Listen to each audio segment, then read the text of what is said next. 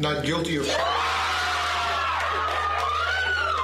An armed security guard hid during a school shooting until it was over, and the victims' families took him to court, accusing him of failing his duty to protect the students, and instead running away like a coward when danger struck. My world, my everything! You had no right to take her from me! I cry 7 days a week! Although the guard was ultimately found not guilty, the case sparked a heated debate online. In 2018, a school shooting occurred at a high school in Florida. Several armed attackers entered the campus and began shooting indiscriminately at students and teachers. Scott Peterson, an armed security officer at the school, was on site when the attack began. But things happened suddenly. By the time Peterson heard gunshots, the gunman had already taken over the school building. Afraid to rush in, he instead led some students to hide in a corner of the cafeteria.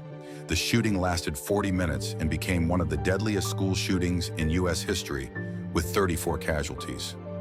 Scott Peterson survived because he stayed hidden throughout the attack.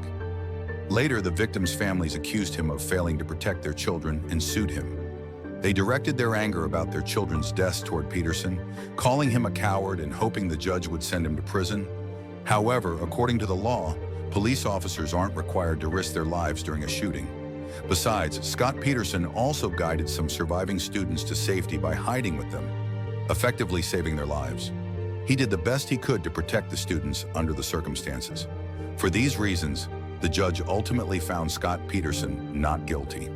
After the ruling, Peterson apologized to the victims' parents, expressing deep regret over the students' deaths.